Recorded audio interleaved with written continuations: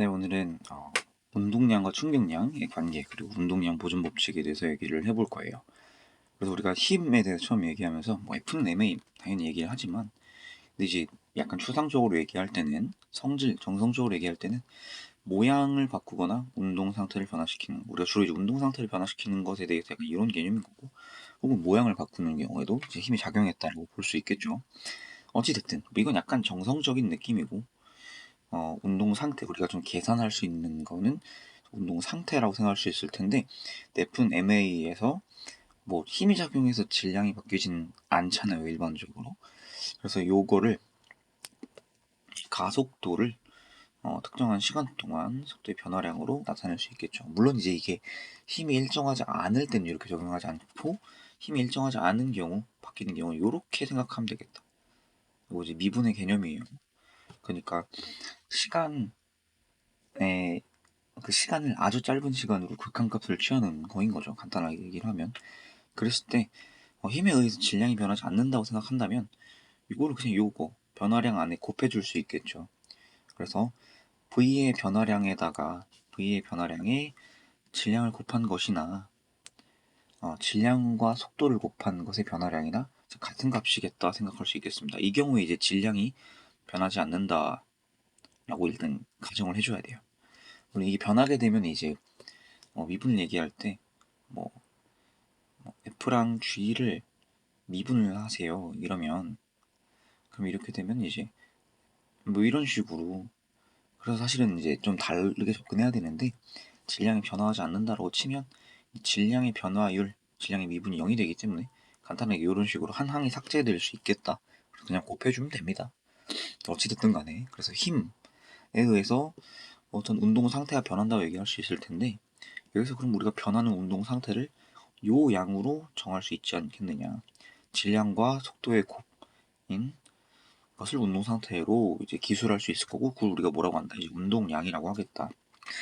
여기서 그럼 우리가 질량과 속도가 같이 들어가는 것.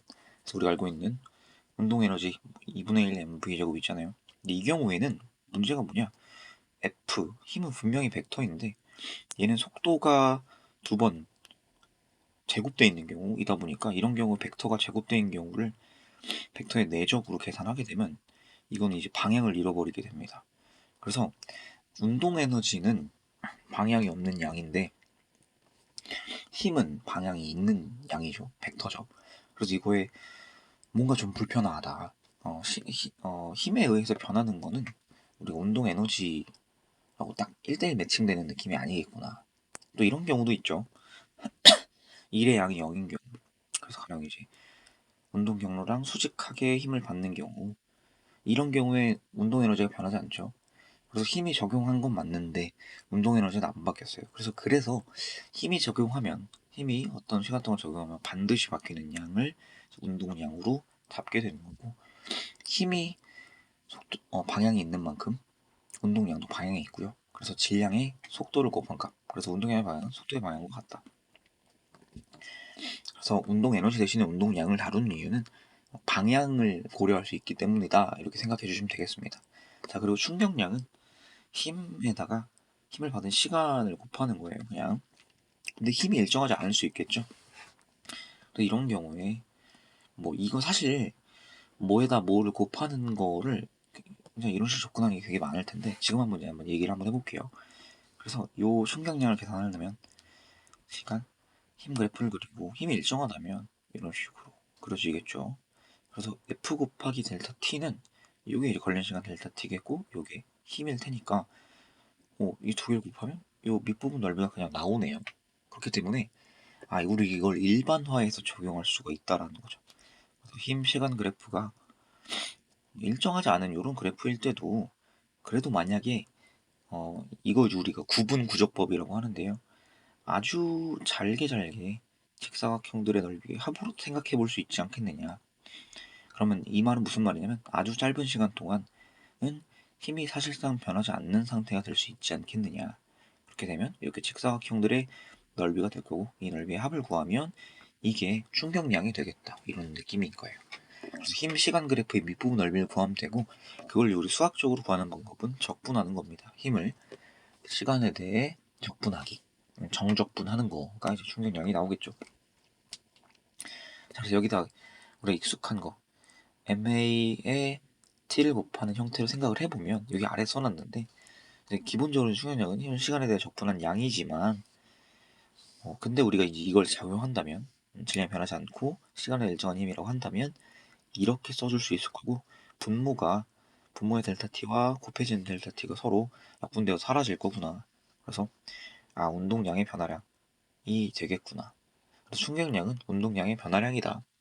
그래서 이런 것도 알 수 있죠. 가령 운동량은 질량, 킬로그램, 속도, 미터 퍼 세컨드겠죠. 충격량은 뉴턴 곱하기 초잖아요. 근데 뉴턴은 킬로그램, F는 MA니까 미터 퍼 세컨드 제곱에 초를 곱한 상태.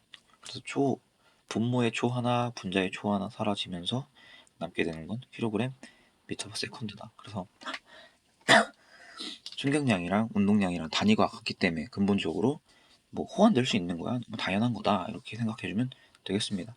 오케이. 자, 그래서 충격량, 운동량의 변화량으로 생각하는 게 제일 좋고요. 힘의 방향이랑 운동 방향이 같을 때는 운동량이 더해집니다. 충격량만큼 운동량이 더해지고요. 힘의 방향과 운동 방향이 반대일 때는 충격량의 크기만큼 운동량이 줄어들게 됩니다. 비스듬할 때, 요거는 이제 사실은 운동 방향이 이렇게 있고 힘의 방향이 이렇게 주어진다. 그럼 운동 방향을 서로 수직한 두 부분으로 나눠요. 힘의 수평하게끔 해주면 좋겠죠. 그리고 힘의 수평한 부분과 힘의 수직한 부분 두 부분으로 나누고요. 힘의 수직한 부분의 운동량은 변화가 없습니다. 힘의 수평한 부분의 운동량은 늘어나겠네요. 이 경우에 같은 방향이니까. 그리고 속도가 이렇게 바뀔 거다. 운동량이 이렇게 바뀔 거다. 이렇게 생각해주면 되겠습니다. 근데 이거는 이제 물리원에서는 안 하고요. 물리2에서는 하게 되고 공대나 자연대 가게 되면 이제 물리학을 배우거나 공학을 배울 때는 반드시 알아야 되는 내용입니다. 사실 별건 없어요. 그 다음에 이제 운동량 보존 법칙은 우리 뉴턴 운동 법칙 세 가지가 있었죠. 첫 번째 이제 관성 법칙이고요. 1. 2번은 그냥 F는 MA라는 식이에요. 정확히 말하면 가속도랑 힘이 일정할 때 가속도랑 질량을 반비례한다 이건데 그 식이 사실 이거죠. 세 번째 법칙이 이겁니다. 작용 반작용. 두 물체가 힘을 주고받을 때 반드시 주고받은 힘의 크기가 같아요. 그렇지 않으면 우주 전체에서 주고받은 힘의 크기가 상쇄되지 않는다. 그럼 우주 전체가 어떤 가속도를 가지고 한 방향으로 움직이게 되겠죠. 그럼 안 되잖아요. 이상하죠. 그렇기 때문에 이 경우에는 힘의 방향은 반대이지만 힘의 크기가 주고받은 힘의 크기가 같고 서로 반대여야 된다. 서로 상쇄가 될 수 있어야 한다라는 겁니다. 약간 방금 전에 약간 이제 철학적인 느낌이었던 것 같긴 한데 어찌됐든 간에 두 물체 혹은 여러 물체가 서로 상호작용하는 힘들을 전부 다 더하면 알짜 힘이 0이 되어야 합니다. 그래서 두 물체가 주고받을 때는 반드시 이렇게 되어야 한다는 거죠. 그리고 두 물체가 힘을 주고받은 시간이 같아야겠죠. 제가 가령 지금 펜을 잡고 있는데 펜을 잡고 있는 시간이 5초였어.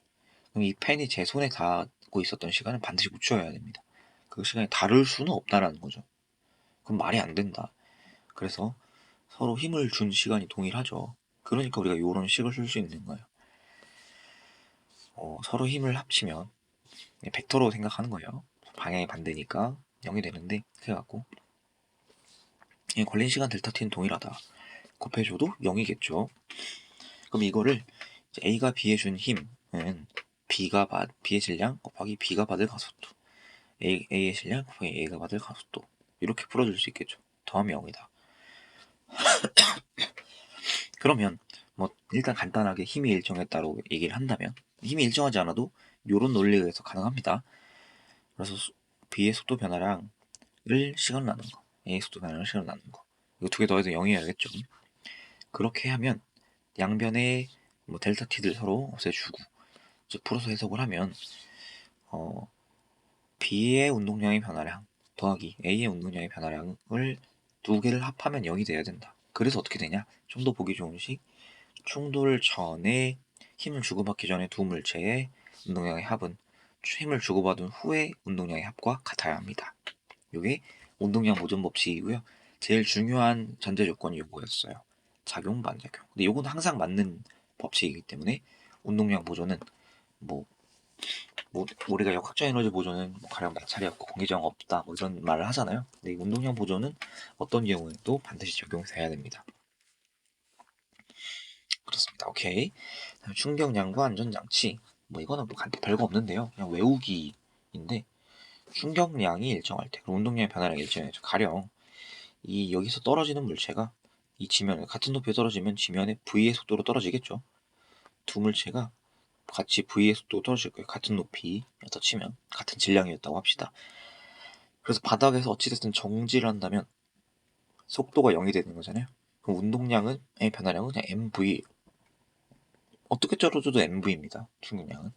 근데 바닥에 탁 하고 닿으면 탁 닿고 순식간에 끝나게 되는데, 폭신폭신한 어떤 방석 같은 걸 이렇게 두게 되면 내려올 때 이 방석이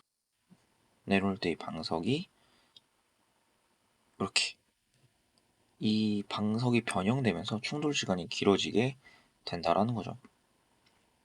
그런 느낌. 충돌 시간이 길어진다라는 거는, 그러면 충격량은 일정한데 충돌 시간이 일정하다. 이거 어떻게 생각할 수 있냐? 우리 충격량을 평균 힘 곱하기 걸린 시간으로 생각할 수 있을 텐데, 이게 일정하다 했을 때 충돌 시간이 늘어나면 평균 힘은 줄어들게 되겠죠. 가령 뭐 계란 같은 거, 계란 껍질이 깨지는데 필요한 힘이 있을 텐데, 그 충돌 시간을 길게 함으로써 그 힘까지는 도달하지 않게끔 만들어주는 거죠. 뭐지? 뭐 요런 그래프가 있고, 충격량이 일정하다는 건 이 부분 넓이가 일정해야 같다라는 거죠. 시간을 늘려주면 이런 식으로 힘의 크기가 줄어들게 된다. 이렇게 봐주면 되겠습니다. 반대로 평균 힘을 늘려야 하는 경우는 충돌 시간을 줄여주면 되겠죠. 다음 페이지 우리 문제들 좀 풀어볼까요? 순특강에서 가져온 문제들이고요. 뭐 사실 문제 많이 풀어봐야 하지만, 아이고, 문제를 많이 풀어봐야 하지만 이제 풀어보는 효과만 이제 골랐고요. 요 원리를 대강 좀 보시고 직접 풀어보시는 게 제일 좋을 거예요. 첫 번째 순특강 2단원 3점의 4번 문제고요. 재밌습니다. 그렇죠? 서로 운동량이 크게 같았어요. 근데 충돌하고 나서 운동량이 바뀌었다. 근데 자, 우리가 이 방향 움직였어요. 근데 둘이 충돌을 하려면 누가 빨랐다는 거죠? 만약에 B가 빨랐으면 A와 B 사이의 간격이 점점 더 멀어질 거예요. 이건 충돌 못 하겠죠. 그래서 얘가 빨랐다는 거예요. 그래서 VA가 VB보단 컸다는 거고, 근데 MAVA랑 MBVB랑 같다라는 거니까 MA는 MB보다 작아야 합니다. 이거 이해되죠? 오케이. 자, 그 다음에 충돌 전과 같은 방향으로 움직인다. 자, 그러면 이제 충돌을 했어요. 충돌을 한 다음에 거리가 다시 벌어졌다는 얘기죠. 얘가 빨라졌다는 거다. 그러면 A는 느려져야 하는 거죠. 운동량이 보존돼야 되는 거니까. 운동량이 변화량에 크게 갖고 방향이 반대여야 되는 거니까요. 그러면 B보다 VB'은 커졌고요. VA보다 VA'은 작아졌네요. 그러면 MAVA'은 MAVA보다 작겠죠. P0보다 PA는 작을 거다. 반대로 PV는 크겠다. 이렇게 생각해주면 되겠네요. 질량은 A가 B보다 작았어야 됐죠. 방금 쓴 식 그대로 나왔죠. 그 다음 운동량 보존이기 때문에 두 개 같아야 된다. 답은 5번 이렇게 골라주면 되겠습니다. 별거 없죠. 자, 그 다음에 오른쪽에 조금 복잡해서 골라왔는데요. 자, 이런 경우에 우리가 운동량을 질량 곱하기 속력의 속도의 곱으로 그냥 계산을 자꾸 하는데, 근데 그것보다도 그냥 운동량으로 한번 생각해 보는 거예요. 그런 경우가 계산하기 편하다. 1번 운동량 자체로 계산하기. 자, 그 다음에 여기 이제 이런 단서들 다 봐야 돼요. 처음에 4V, 2V였고 운동량의 크기는 A가 C의 10배였다. 그럼 얘를 10P랑 P 이렇게 해보는 거 어때요? 그래서 얘는 플러스 오른쪽 방향이니까 플러스 P, 얘는 왼쪽 방향이니까 마이너스 P 이렇게 해도 되겠다라는 거죠. 얘 정지했으니까 0. 그럼 이 세 친구의 운동의 합은 몇일까요? 9표여야 되는 거. 오케이? 오른쪽 방향도 여기서도 운동의 합은 9표여야 되는 거예요. 자, 그런데 이 친구 질량은 그대로는 속력이 반으로 줄었어요. 그러면 플러스 5P가 되는 거죠. 오케이? 자, 그 다음에 이 충돌이 두 번 일어나요. A와 B, B와 C가 차례 충돌 두 번을 하죠. ABC가 같은 방향 운동한다. 오케이, 알겠습니다. 그리고 B가 A로 받은 충격량의 크기는 B가 C로부터 받은 충격량의 크기의 2배이다. 그럼 A, B랑 서로 주고받는 운동량의 변화량은 크기는 P', 2배라 했죠. 2P'을 합시다. 여기서는 P' 이렇게 볼 수 있겠네요. 한쪽은 빼지고 한쪽은 더해질 거예요. 그래야 운동량이 보존되니까요. 그러면 그림을 그려놓읍시다. 이렇게. 그림이 아니라 표를 그리면 A와 B와 C 처음 는 이제 플러스 CP를 가지고 있고 A는 B는 정지, C는 마이너스 P입니다. 오케이. 그 다음에 이제 우리가 A와 B가 충돌을 할 거예요. 그러면 A와 B에서는 2P가 오갑니다. 그러면 A는 어쨌든 느려지는 상황이죠. 그 운동량이 빼지는 10P 빼기 2P 프라임 이렇게 써줄 수 있을 거예요. 맞나요? 그 다음에 그만큼 얘는 늘어나야겠죠. 2P 프라임 이렇게 쓸 수 있을 거고 C는 아직 변화량이 없어요. 이렇게 써줘야겠죠. 그다음 B랑 C랑 충돌하게 되는 경우 운동량의 변화량이 P 프라임이라고 할 거예요. 뭐 A는 그냥 쓰면 됩니다. 근데 요거 몇이었죠? 끝나는 경우 5P였기 때문에 P 프라임은 2분의 5P다 이렇게 써주면 되고요. 오, 됐죠. 이 경우에 P 프라임을 P라고 그냥 써버리는 경우에 틀리게 되겠죠. 그렇게 하면 안 됩니다. 다음 이게 P 프라임이 2분의 5P니까 이 P 프라임은 5P겠죠. 둘의 운동량이 같아지네요. 그 다음에 C는 여기서 P 프라임만큼 더해져서 마이너스 P 더하기 2분의 5P 얘는 2분의 3P가 됩니다.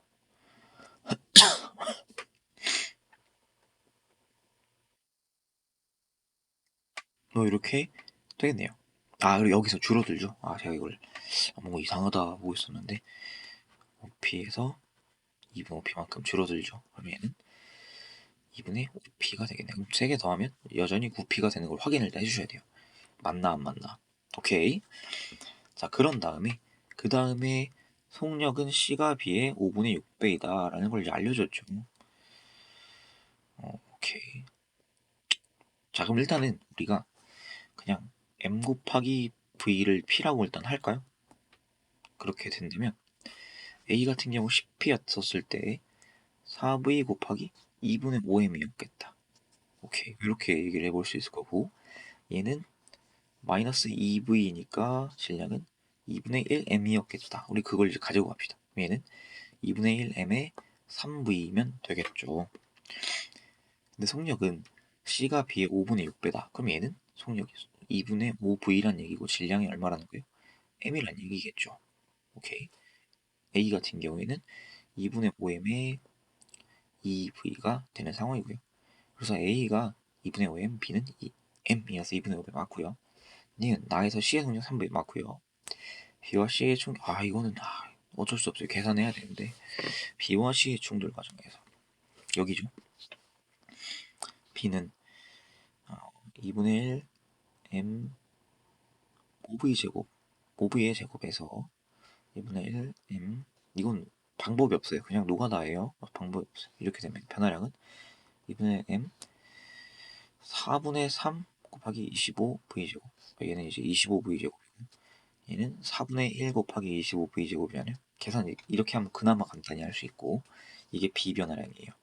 그다음 C 같은 경우는 2분의 1 M 2분의 1M이네. 질량 2분의 1 곱하기 2분의 1 M 속력은 2분의 4V 제곱 2V 제곱이니까 여기서 2분의 1 2M 2분의 1M 그래 보냈죠.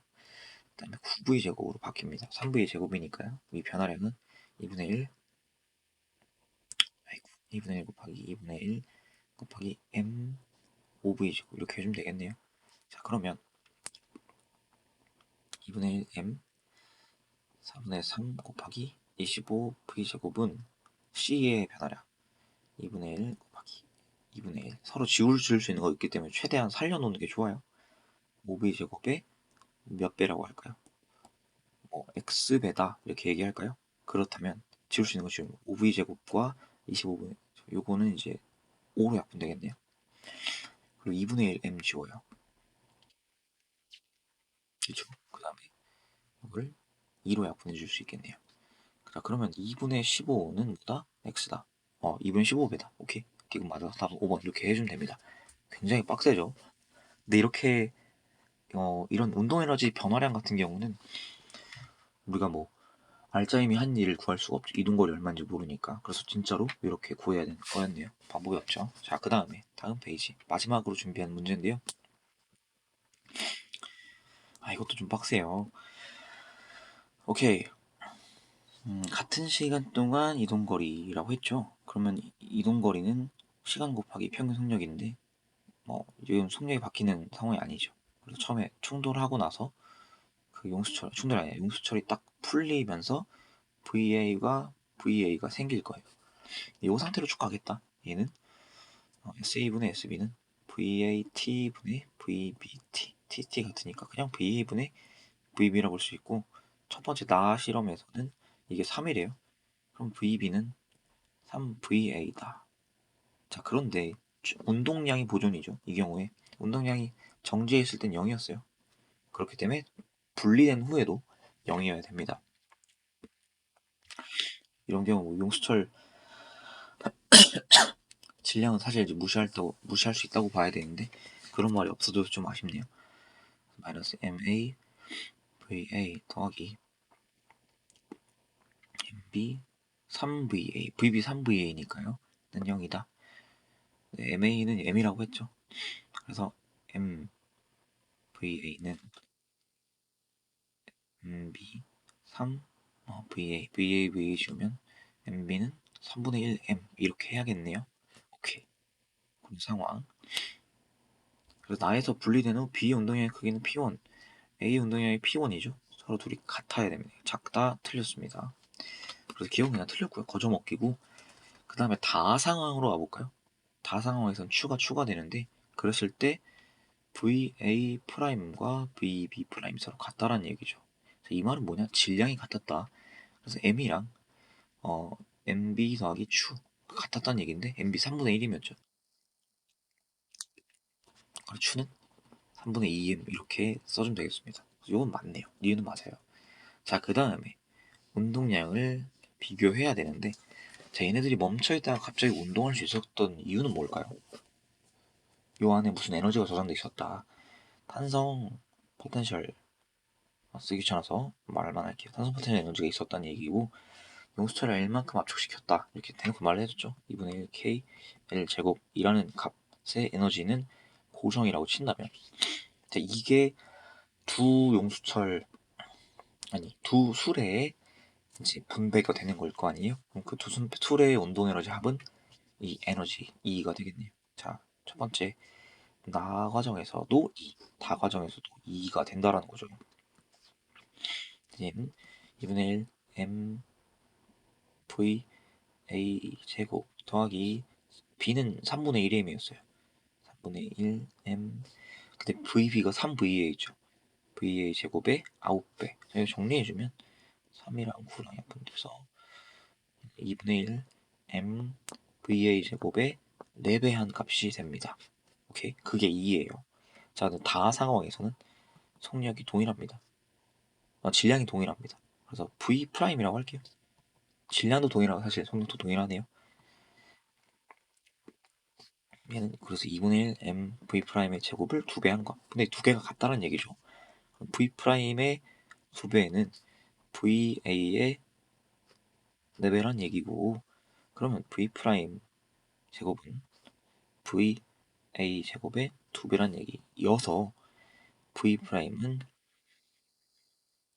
플러스 마이너스 루트 2 VA가 되겠네요. 그래서 속력이 루트 2배 되는 상황이기 때문에 운동량이 루트 2배가 되는 게 아니라 2배가 되는 게 아니라 루트 2배가 돼야겠네요. 뒤가 틀려서 답은 1번 니은만 맞는 상황 이렇게 해석해 주시면 되겠습니다.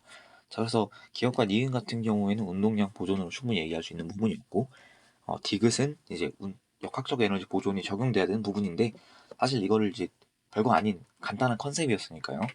어, 다음 강의에서 역학적 에너지 보존 얘기를 또 하게 될 텐데 그때 수업 들어보고 조금 더 잘 이해될 수도 있겠네요. 어쨌든 오늘은 여기까지 하겠습니다.